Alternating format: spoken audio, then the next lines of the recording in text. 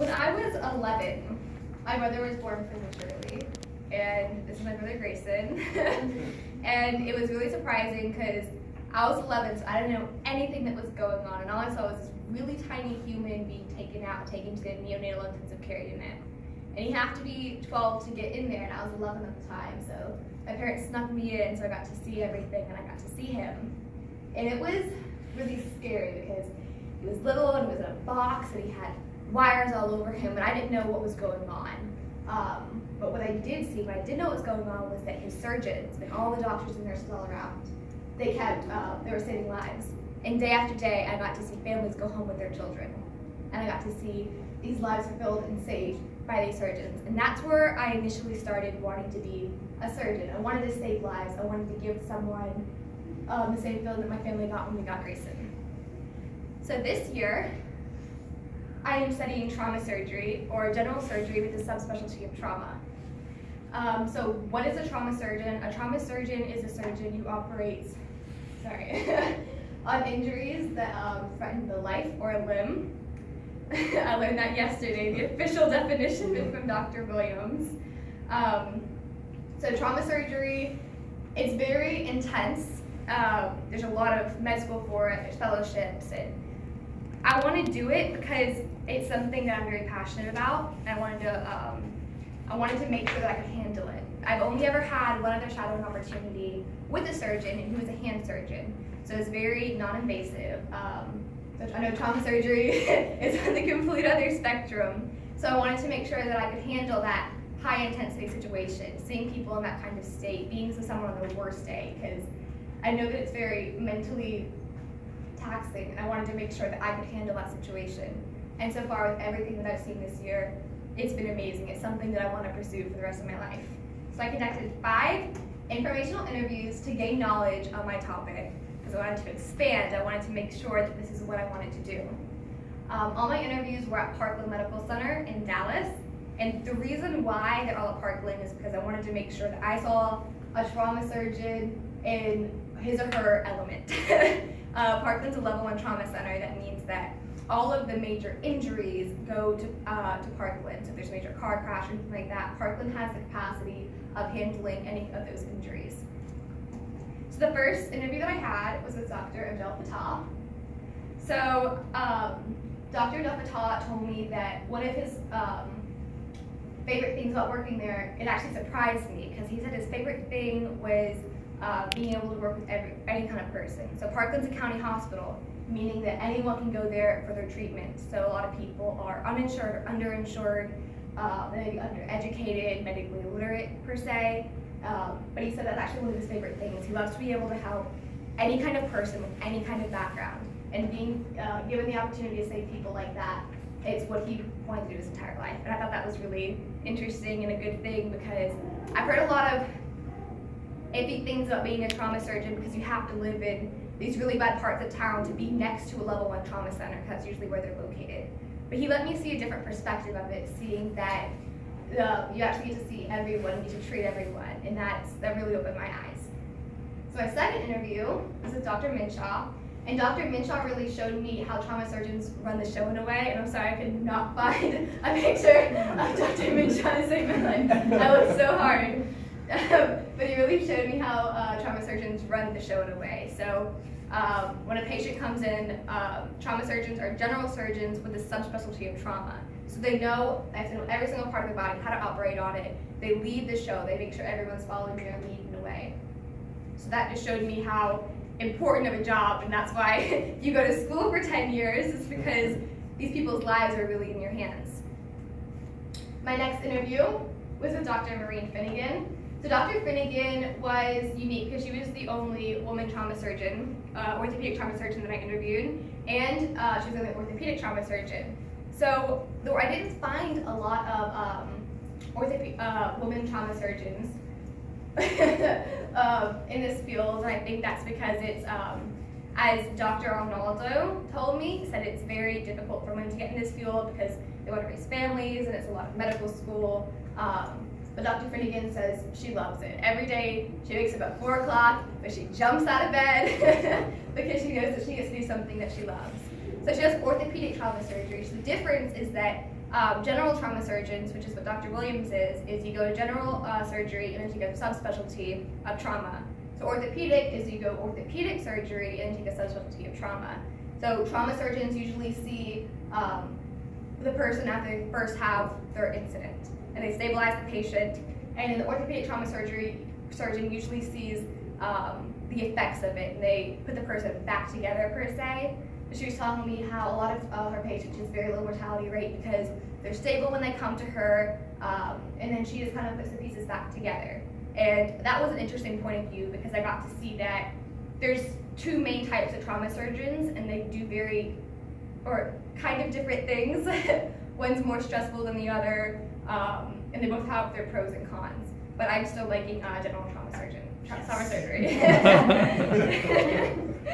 My next interview was with Dr. Arnaldo. So Dr. Arnaldo is a trauma surgeon, but he mostly specializes in burns. So there's trauma surgery, and then there's the burn unit. So they all kind of operate in the same area, but they have different teams. So Dr. Arnaldo actually told me a story. He had a 19-year-old person come in with around 90% full body burns, and they were in the hospital for a year, which is something that he said that when you're in burns, how it's different from trauma is that you see the patient a lot. You get to build these connections with not only the patient but their families because they have to do so much reconstructive surgery, and it takes so long to heal the body from that kind of exposure. So the patient came in with 90% body burns and he was there for an entire year. And when they finally released him, I heard 2 years later that the patient had passed away. So he was saying that at the person's funeral, half of the church was filled with his family, and the other half was all Parkland staff.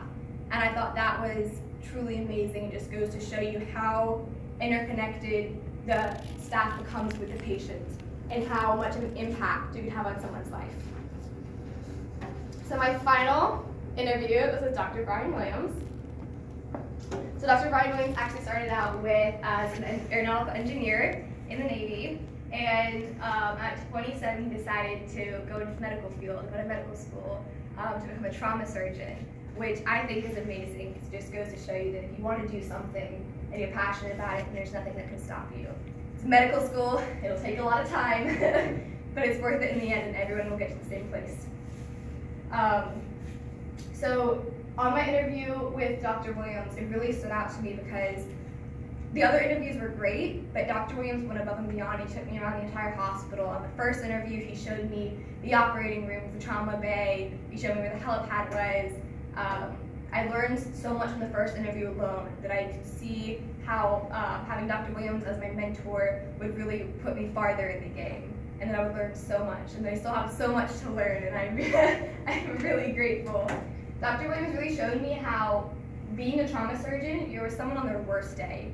If you're driving down the street and you have a sudden car accident, it's a horrible thing to do. When trauma surgeons, they have to be there standing beside you and saying, it's okay, we'll get you through this, we'll make sure you're stabilized and get back to your family, get back to your life. And that's a hard thing to do because it's saying that you're literally with someone as on their worst day of their life. But it's also so rewarding because if you save their life and if you try to save their life and you go through all this process, then you're giving them a second chance. So I've been able to shadow Dr. Williams a lot, including over 35 hours of observation, which is amazing. I've got to see so much. I've had Dr. Williams gave me a lot of privileges. He introduced me to all the staff. I could go into the operating rooms, the trauma bay. I could see all the patients, and that was amazing because I learned a lot by doing and seeing and being there firsthand. And Dr. Williams gave me that opportunity time and time again, and I'm so grateful for that.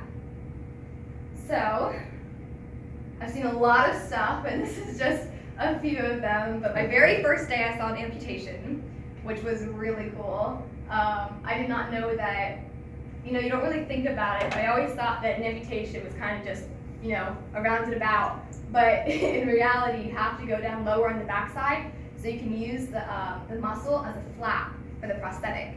So I did not know that. I learned a lot about it in the operation itself, and every single one of the residents and our interns, and even Dr. Williams, really explained to me what was going on, what procedures they were doing, what they were cauterizing, so I would understand everything that was happening. I've seen a lot of laparoscopic colectomies, appendectomies, umbilical hernia repairs, gunshot wounds, burns, and so many others. And it's really been a reality jump. There's nothing in a textbook that can prepare you for being in that situation and seeing these things occur. So I've had 2 really difficult cases throughout this year. Trauma surgery obviously is the worst. So the first one that I saw that got to me was a patient that came in who was hit by a train.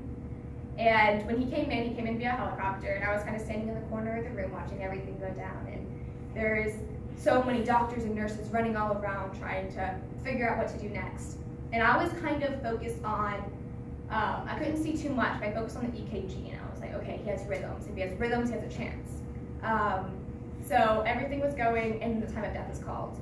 And I was really confused because he still had rhythms. And I was wondering, how can he still have rhythms? We call it time of death. And I'll get more into that later, but that's actually called pulseless electrical activity, which is what I focused my final product around. That was really hard for me to deal with because, like I said, it's a reality jump. It's not something that I've ever seen before. It's not something you can ever be prepared for. It was very graphic, and it was hard to get over, but I don't think I'd ever get over it. I think that you learn how to take experiences like that and you apply them later into your life to help other people. So my second really hard case was a patient that came in, and this was actually a burn case, but the nurses let me go into the room and still observe everything that happened. So the patient came in via helicopter again, and he had poured gasoline all over himself and lit himself on fire. So he came in and he had horrible burns all over his body. I'm not sure if the patient survived or not, but that was more difficult in a different kind of way, because that patient, it was hard to think about how desperate someone must have been to not only try to commit suicide, but to do it in that kind of a painful way. And that one was really difficult. But at the same time, see, I'm not sure if he survives or not, but if he did, that's the surgeons who are giving him a second chance at life. So he gets better, and he can get the therapy that he needs to get better, and he has a second chance at living life the way he wants to do it. And I think that giving people that second chance and giving people a new look at life is something that I can't imagine doing anything else. Trauma surgery is not for the weak of heart. It's hard, it's traumatizing, obviously, and it's difficult to do. That's why they put you through so many years of medical school, because you're literally holding someone's life in your hand. But if it's something that you want to do, then I don't see how anything can stop you. So it brings me into my quote. Choose a job you love, and you'll never have to work a day in your life. This is what I want to do. It's the medical school part. I'm obviously going to have to go through all of that, but that's just a stepping stone to seeing my future. And I have no problem with that, because I know that I'll be able to be like probably all the surgeons who I've interviewed who jump up at 4 a.m. just to do their job because they're so excited to save lives. So I've been wanting to go into the Army for a really long time, but I never wanted to hold a gun or have to shoot anyone. I didn't want to do that kind of thing. So when I got into the path of trauma surgery, everything kind of fit together, and I knew that I wanted to go into the Army with trauma surgery for at least a couple of years to help people, have as many people as I possibly could. So I began my research into combat surgery. I went that emergency medicine, combat surgery, and infections to sepsis, because I figured that in that kind of situation, third world countries, infections are going to be very prominent, and I wanted to understand how those worked. So I figured out that combat surgeons carry about 80 pounds of medical equipment on their backs. So when they're in the field and they come across a patient, the time that it takes for them to take their backpack off, locate the proper medical equipment, and then go to apply it is time wasted. I'm telling you, every single second counts in these kind of situations. So I decided to research the 4 main injuries that are sustained in combat, and then find the immediate tools needed to treat these injuries to put on a belt. So the surgeon had everything that they needed to treat the patient right then and there to save time and hopefully lower the mortality rate. So the very first thing with the highest occurrence was hemorrhage with 60%. So hemorrhage is really any kind of bleeding, but mostly in combat.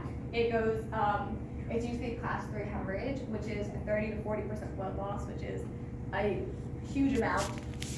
The type of wounds that would cause hemorrhage in these kind of situations would be like penetrating wounds, chest, abdomen, pelvis, and back. I focus mostly on limb hemorrhages, so any kind of your hemorrhaging of your arms, your legs. How do you fix those immediately? So ideally the tourniquet would be perfect with the immediate ceasing of bleeding because you want to stop the bleeding as quickly as possible. And then surgical gauze for after the tourniquet is applied to start clotting the blood in the specific area. Next, with 33% is tension pneumothorax. So a tension pneumothorax is when air from either an outside space or the lungs itself gets trapped in the pleural space.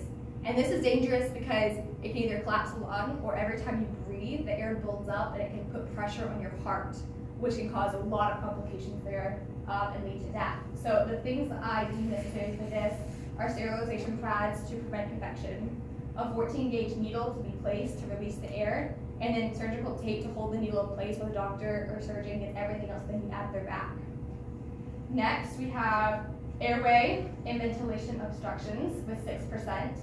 So I deemed a tracheostomy, emergency tracheostomy to be used first, and I use this drastic procedure because the fact that if a surgeon's coming across a patient in the field that cannot breathe or has not been breathing, that's a lot of time they've already probably gone without oxygen to their brain. And the faster you can get oxygen to them, the better. And I'll go into that more later. So the things that I do necessary were the 11-blade scalpel to make the incision, the tracheostomy tube, and the bag valve mask to start the ventilation of the air to start getting air to the lungs, into the brain, to hopefully start reviving the patient. And then finally, we have burns with 5%. So in combat, it can either be chemical or fire burns, but either way, the faster that you can get the clothes off of the burned area, the better, because it limits infection, and it also limits the amount of clothing that can melt into the skin, which can be very painful for the patient and very dangerous for the patient later. So the only immediate tool that I deem necessary were the surgical scissors to release the, to get the patient away from their clothes.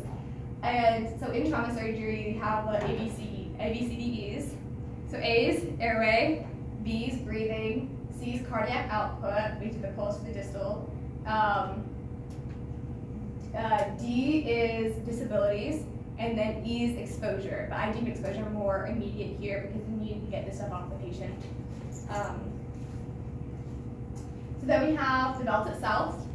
So it holds all of these things, and it would be worn around the surgeon's waist. So when they come across these kind of injuries in the field, they'll have everything that they need to immediately treat these injuries, reducing time and hopefully reducing the mortality rate along with that. Okay, so one of the main questions in life is, what does it mean to be alive? What is life? And I always thought that it had a combination of heart rhythms and brain function. If you have those two, then you're pretty solid. But as I said, I saw a patient who passed away while he still had heart rhythms, and that really confused me because I was paying attention to it, and they seemed to be very drastic and going everywhere, but they were still there. And I learned that this is pulseless electrical activity is the name of this. So I decided to focus my final product around this because I wanted to understand it. I didn't understand how someone could have these signals and not be alive, not be having cardiac output.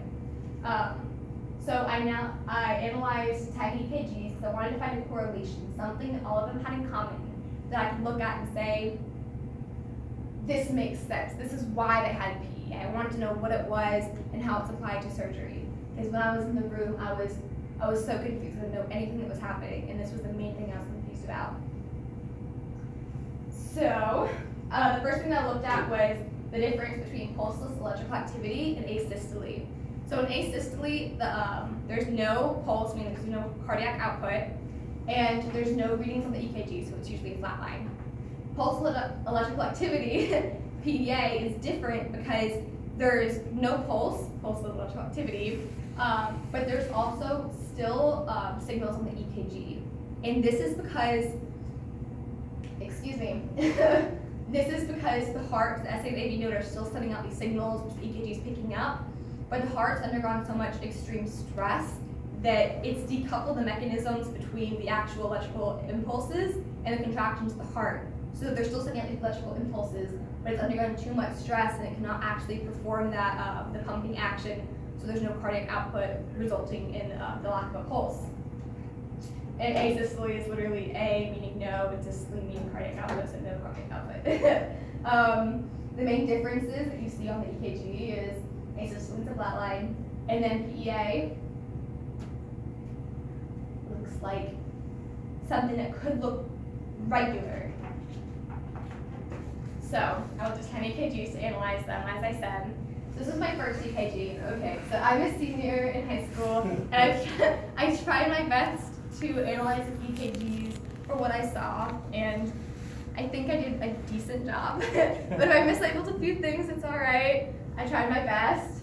So this is my first one. So it starts off where you see the asystole, and then it's tachycardia over here, and then you have a PVC. So a PVC is premature ventricular contractions. So these by themselves are pretty harmless, but when you throw multiple PVCs in a row, it becomes fatal and really dangerous. And that's because they're occurring because of a severe lack of oxygen in the patient itself. And then I labeled on all of them where the CPR was starting, which you see is kind of where the actual electrical impulses kind of start with the contractions of the heart. So my second one, opinion of asystole. I wasn't sure at this about pretty much at all. It was very diverse. Everything was going on. I looked in a book that Dr. Williams gave me called Quick Interpretation of EKGs, and I looked at different things of ventricular fibrillation. And there was a type of ventricular fibrillation called coarse ventricular fibrillation, which is where it's very none of the actual lines are repeated in their waveforms, and it's very confusing to look at. So I'm not sure if that's right or not, but that's what I saw. And then this patient also had PVCs that I saw off to the side, and again, that's where the CPR was started. That's correct.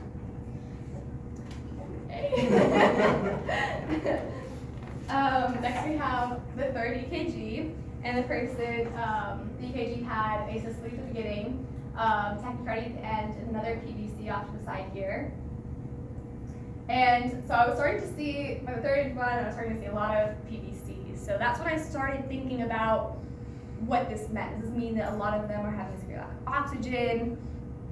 And so I continued to go because, you know, I had 7 more. So by my fourth EKG, this one was probably the hardest one. The only thing that I could really figure out was the lining course ventricular fibrillation over here.